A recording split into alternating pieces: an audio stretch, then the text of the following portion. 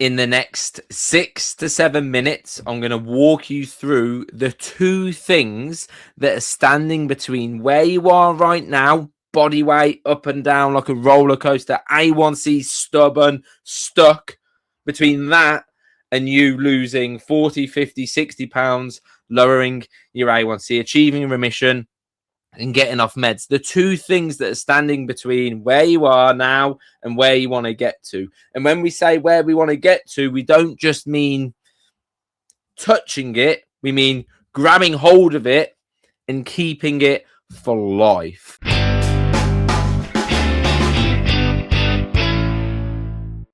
Before we go any further, a really quick introduction. Some of you have known me for years. Some of you have known me for 10 days.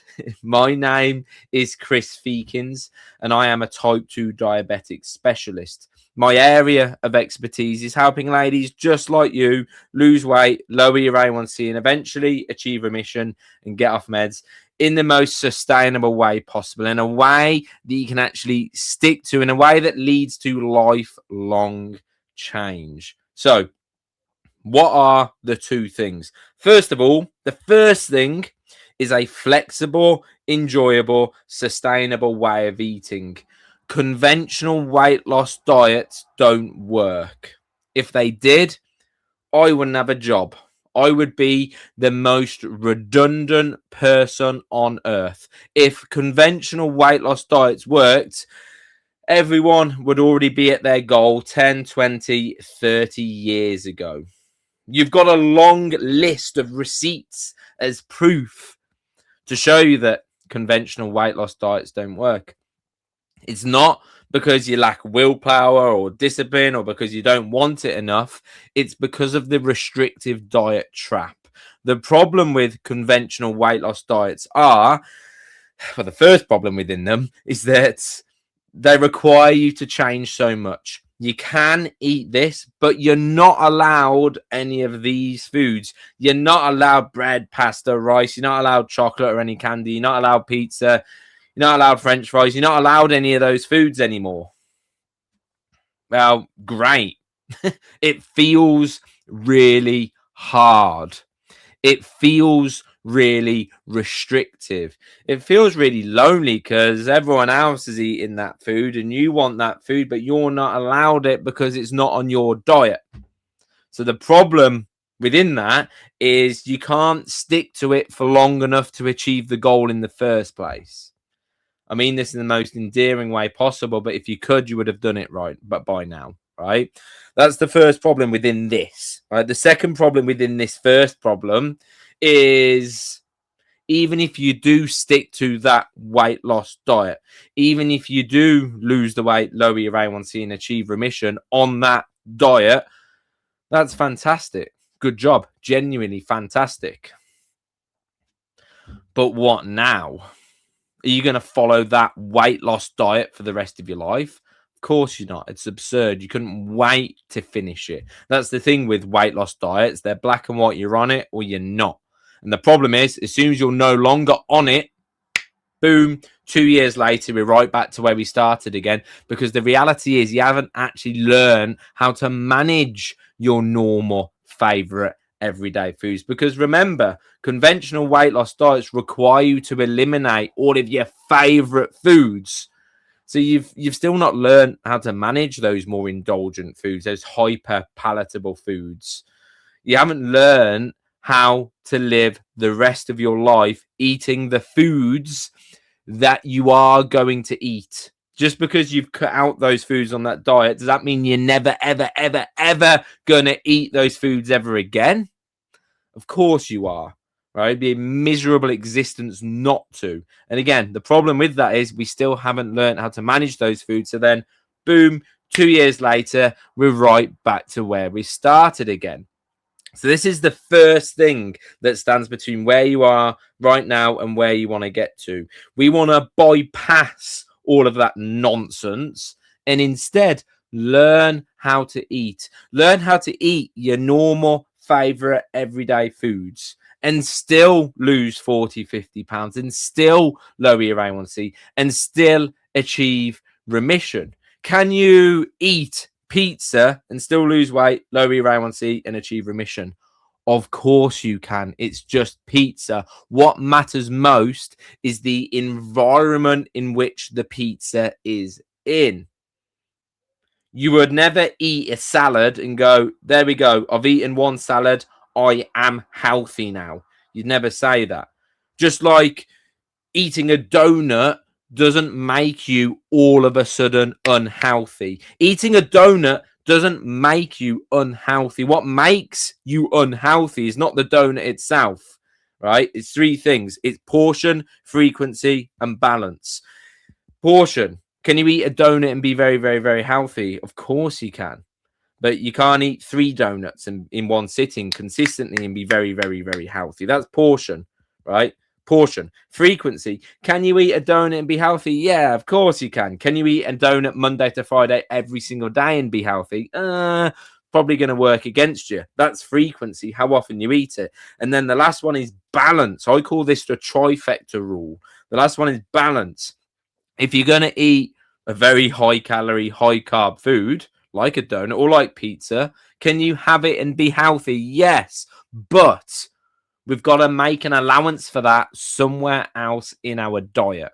That's what balance means. It's not necessarily the donut itself, but the environment in which the donut is in. Because the donut is just one tiny choice within your entire diet.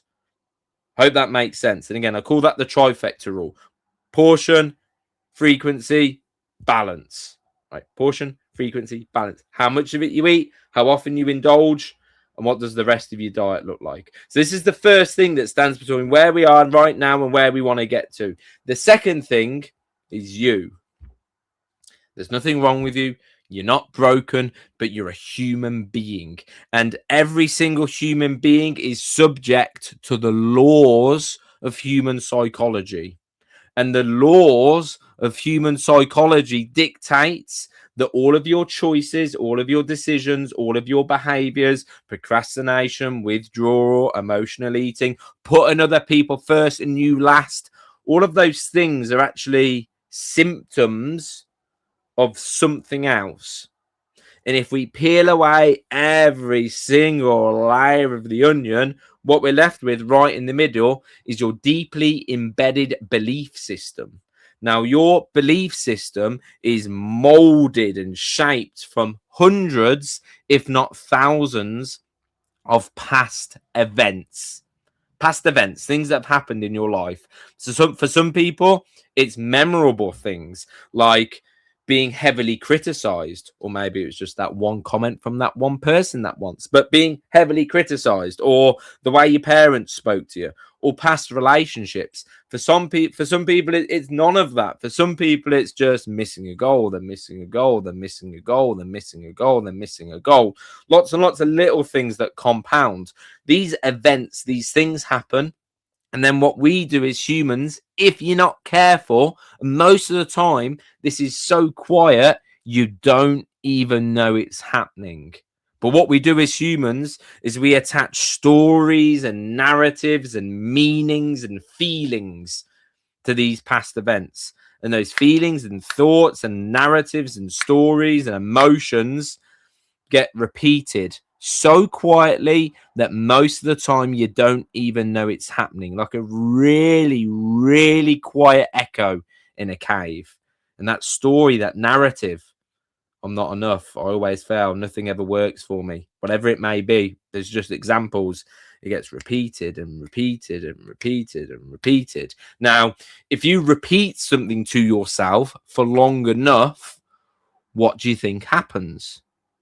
Right? If you repeat something to yourself for long enough, what do you think happens? Well, you repeat it for so long that it feels like the truth. And because it feels like the truth, you believe it. It becomes part of your deeply embedded subconscious belief system. And it becomes part of who you are.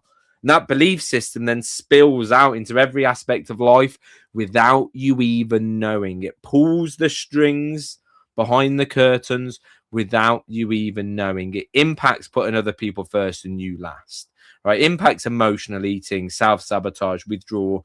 All of those things themselves are all symptoms of your inner, deeply embedded belief system. This is the reason why most people that have weight loss surgery never achieve the end goal. You can get 70% of your stomach taken away, but you've not had a brain transplant. So what happens? Well, you return back to where you were. You return back to old habits because you never truly addressed the reason why you were there in the first place, right? Is weight loss surgery an incredibly powerful tool? Yeah, it can be, but we can't sweep these things that we're talking about here. You can't just sweep it under the carpet and not address it. Nothing replaces what we're talking about here. It's the same reason why the British Medical Journal, which is a huge journal here in the UK that runs studies, just ran a meta-analysis. Meta-analysis is a study of studies, right? This meta-analysis found that over 90% of people that lose weight on Mounjaro and Ozempic regain it within 2 years. Right? The problem is these things become a crutch if we're not careful. None of these things replace what we're talking about because they're fundamental. They're fundamental for you to achieve the goal and keep it for life. They can't just be skipped. That's why we're talking about them. And this is why I'm sort of talking about these things so passionately. These things can't be skipped. We've got to lose weight in a way that allows us to live the rest of our life in the same manner, right? Because when you learn how to eat the foods that you love, you're able to stick to it for long enough to achieve the goal because it feels so easy and sustainable. Not only that, once you achieve the goal, all you have to do is live the rest of your life eating your normal favorite everyday foods. And you can do that now because you've learned how to do it, right? Conventional weight loss diets don't teach you that. And that's why we go around in this horrible, painful cycle. And I don't want that for you. That can't be skipped. It can't be. It's fundamental to your success. That's the first thing that we've spoken about today. The second thing is your deeply embedded belief system is the reason why you are where you are. There's nothing wrong with you. You're not broken. This is just simply human behavior. It's very basic human psychology, and it cannot be swept under the carpet. If you do, it's going to come back to haunt you. It's going to come back to haunt you. You cannot avoid these things. We have to get a grasp on them, right? We have to learn how to slowly challenge and break the old belief system and make room for a new one, right? And there's simple strategies to doing that. It doesn't require you to get your life and turn it upside down, right? Extremes don't work. Extremes work on a very short fuse. Right, it's like watching a John Wayne movie, and there's a big stack of dynamite, on the on the train track. There's a fuse leading up to, and it's burning quicker and quicker and quicker until it hits the dynamite and it explodes. That's what extremes are like. They're on a very short fuse, and you can only do them for so long. So none of what we're talking about here is about getting your life and turning it upside down. It's not. It's about 2 to 3 small adjustments that take less than 10 minutes a day, 2 to 3 small adjustments that leads to consistent weight loss. 6 to 10 pounds in the first month, blood sugars dropping down in the first month. You get really good at those 2 to 3 things, and then you evolve the process. I call that baseline breakthrough, and it's unfailable because it leads you down a path of starting in a way that's so easy it's unfailable, that leads to measurable progress, and then it's evolving that. It's building the foundation and building the house on top of it. And again, that's called baseline breakthrough. But we can't skip these things that we've been talking about today. I know we've gone over the 7 or 8 minutes that I said this would be, but I hope you found this helpful. If you have found this helpful, comment helpful down below. If you've got any questions whatsoever, all you need to do is send me a message. All right. Lots of love, and I'll be speaking to you very soon. All right. Au revoir. Au revoir.